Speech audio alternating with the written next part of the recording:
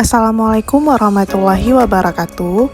Perkenalkan, nama saya Natasha Aziza Suhar SH dengan NDH 16 dari kelompok 3 dan angkatan 7. Saya berasal dari unit kerja Instansi Satuan Polisi Pamong Praja dan Wilayatul Hisbah Kabupaten Aceh Barat Daya.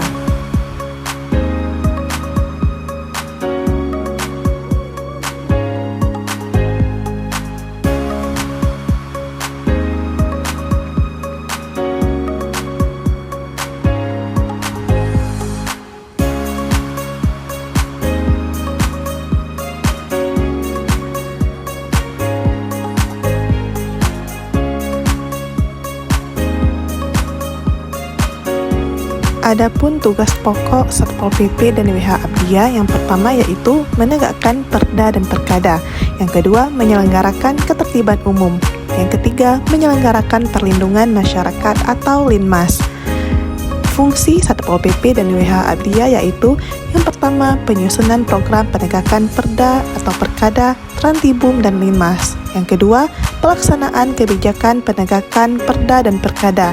Yang ketiga, pelaksanaan koordinasi penegakan perda dan perkada. Dan yang keempat, pengawasan terhadap masyarakat, aparatur atau badan hukum dalam pelaksanaan perda dan perkada. Berikut tujuan instansi Satpol PP dan WH Abdiyah sebagai perangkat daerah. Yang pertama, mewujudkan ketertiban, ketentraman, dan perlindungan masyarakat. Yang kedua, mendukung pelaksanaan pemerintahan daerah yang tertib dan taat aturan. Yang ketiga, menjadi garda terdepan penegakan perda. Dan yang keempat, mendorong terciptanya lingkungan yang aman, nyaman, dan kondusif bagi pembangunan daerah. Berikut struktur organisasi Satpol PP dan WH Abdiyah.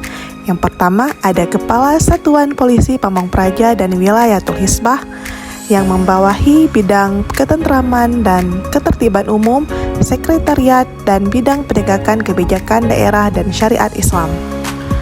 Selanjutnya, bidang ketentraman dan ketertiban umum membawahi Kasih Perlindungan Masyarakat, Kasih Operasi dan Pengendalian, serta Kasih Hubungan Antar Lembaga. Sekretariat membawahi bagian program keuangan dan pelaporan, serta bagian umum dan kepegawaian. Bidang penegakan kebijakan daerah dan syariat Islam membawahi Kasih Pembinaan dan Pengawasan, Kasih Penegakan Kanun, dan Kasih Penyuluhan dan Wilayatul Hisbah. Pembahasan selanjutnya yaitu jenis layanan Satpol PP. Yang pertama ada layanan penegakan perda, yang kedua layanan penyelenggaraan ketertiban umum dan ketentraman masyarakat, yang ketiga layanan perlindungan masyarakat atau Linmas, yang keempat layanan edukasi dan sosialisasi, dan yang kelima layanan pengaduan masyarakat. Adapun standar layanan yang harus dicapai yaitu yang pertama, standar prosedur layanan, yang kedua, standar waktu layanan, yang ketiga, standar biaya layanan, yang keempat, standar kualitas SDM, yang kelima, standar sarana dan prasarana, dan yang keenam, standar output ataupun manfaat. Adapun permasalahan yang bisa saja terjadi dalam proses pemberian layanan yaitu yang pertama, masalah sumber daya manusia atau SDM yang terbatas, yang kedua, sarana dan prasarana yang tidak memadai, yang ketiga, koordinasi antar instansi yang kurang optimal, dan yang keempat, resistensi atau penerimaan masyarakat yang sering negatif, yang kelima, regulasi dan kebijakan, dan yang keenam, kepuasan layanan publik.